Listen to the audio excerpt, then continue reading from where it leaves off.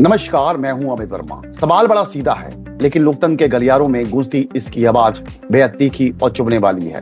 क्या इस देश की संवैधानिक संस्थाएं, नियामक संस्थाएं और कानून के रखवाले करने वाली निगमें अब अपनी तयशुदा हदों को भूल चुकी है, या फिर सत्ता की हनक और सियासत के रस में डूबी कानूनी कुर्सियां ये मान बैठी हैं कि उनसे बड़ा कोई संविधान नहीं है, उनसे ऊपर कोई आवाम नहीं है और छात्रों के लोकतांत्रिक प्रतिरोध को अपनी तानाशाही भरी एक सनक से कुचला जा सकता है।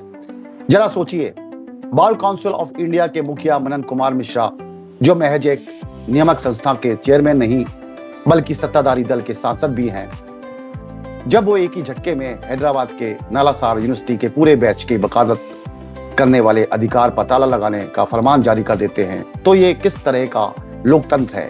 ये कैसा कानूनी तंत्र है? नालासार के छात्र देश के मुख्य न्यायाधीश जस्टिस सूर्यकांत को दीक्षांत समारोह में बुलाने का शांतिपूर्ण विरोध कर रहे थे। छात्रों का ये सवाल, छात्रों की ये असहमति क्या लोकतंत्र का हिस्सा नहीं है? क्या संविधान का अनुच्छेद 19(1)(a) छात्रों को सवाल पूछने, अपनी बात रखने, अपनी असहमति दर्ज कराने का अधिकार नहीं देता? लेकिन बार काउंसिल के चेयरमैन साहब को यह नागवार गुजरा। बिना किसी काउंसलिंग मीटिंग के, बिना किसी साथी पदाधिकारी से मशविरा किए एक तुगलकी फरमान जारी हो गया कि पूरे बैच के छात्रों का एनरोलमेंट पूरे देश के किसी भी स्टेट बार काउंसिल में नहीं होगा। यानी आप डिग्री हासिल कीजिए, सालों साल मेहनत कीजिए, लेकिन अगर आपने सवाल पूछा तो आपका भविष्य एक झटके में तबाह कर दिया जाएगा। लेकिन इस मुल्क में अभी सर्वोच्च अदालत जिंदा है। जब मामला चीफ जस्टिस के बेंच के सामने पहुंचा तो अदालत ने आईना दिखा दिया। सीजीआई ने दो टूक पूछा कि छात्रों और हमारे बीच की बात में बार काउंसिल दखल देने वाला कौन होता है? बीसीआई का इससे क्या लेना देना? सुप्रीम कोर्ट की ये तल्ख टिप्पणी महज एक फटकार नहीं थी, बल्कि उस सत्तावादी सोच पर एक जोरदार तमाचा थी जो ये मानकर चल रही थी कि कानून उनके घर की जागीर है। एडवोकेट्स एक्ट 1961 को पलट कर देखिए।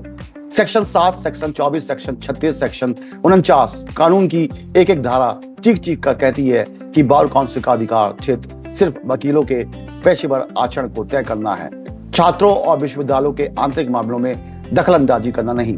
लेकिन जब सियासत और संस्था का घालमेल हो जाए, जब संस्थाओं के प्रमुख 12-12 साल तक कुर्सी पर जमे रहने के लिए नियमों को अपने हिसाब से ढालने लगे, जब सांसद की संस्था और वकीलों के सर्वोच्च नियामक संस्था का अध्यक्ष पद एक ही शख्स की जेब में आ जाए, तो फिर ऐसे ही तानाशाही आदेश जन्म लेते हैं।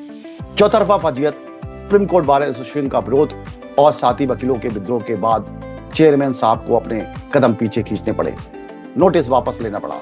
लेकिन सवाल आज भी वही खड़ा है कि आखिर इस देश की संस्थागत तानाशाही को रोकने की जिम्मेदारी किसकी है? क्या बिना अदालत के चाबुक के हमारे पास नियामक संस्थाएं अपने लक्ष्मण रेखा को याद नहीं रखेंगी? क्या सत्ता के करीब बैठे चेहरे ही तय करेंगे कि नौजवानों को सवाल पूछने का हक है या नहीं?